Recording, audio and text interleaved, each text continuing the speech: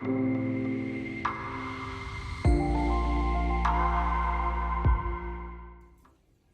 everybody, good morning. I'm Dr. Issac E. Azevedo. This is Bible, Business, and a Bike with the most interesting man you never met. This is the episode where we talk about leading from the middle. In today's corporate culture, most people want to lead from the front, and worse, sometimes they want to lead from the rear. But in the front, that's where the spotlight is. That's where the credit goes. But in the kingdom of God, some of the most powerful leaders stand in the middle. They're not racing ahead. They're not checking out in the back. They're right in the tension, in the mess, in the weight. If you've ever felt like your obedience is invisible, this one's for you.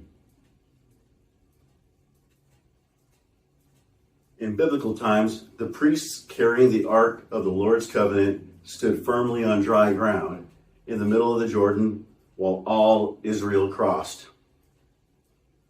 Let me break this down for you.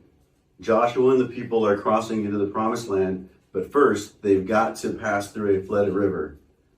God tells the priests, the spiritual leaders, to step into the water with the ark, the very presence of God, and stand still. Not run across, not lead the charge, stand in the middle. And they do.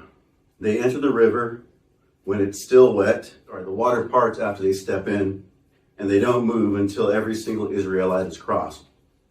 God positions his leaders in the gap, not just at the finish line. Let that hit. He didn't ask the priests to be visible. He asked them to be immovable. Now let me talk to the leaders out there. There's a myth in business and in ministry too that leadership equals position. But the truth is, real leaders carry weight behind the scenes. Real leaders hold pressure while others grow.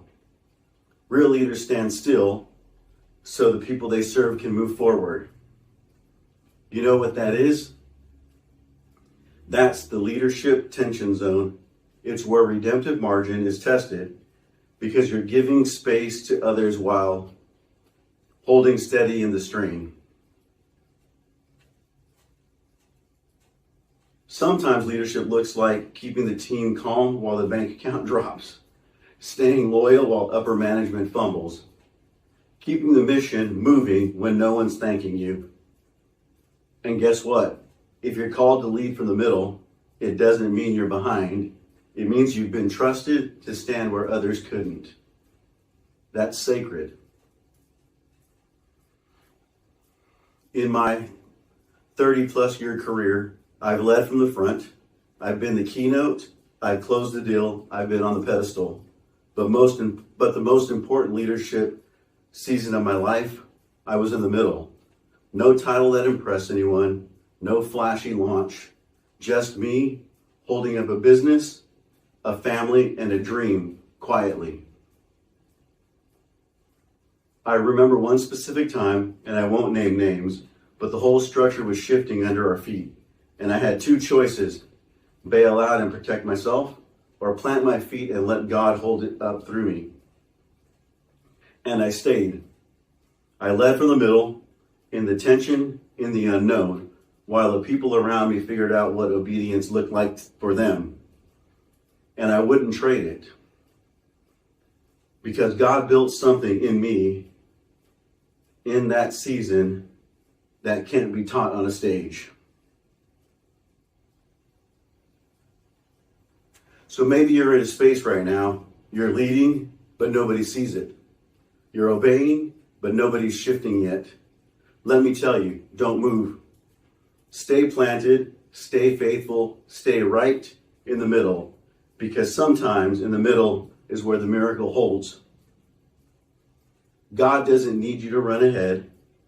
He just needs you to stand still until every person he's assigned to your leadership has crossed.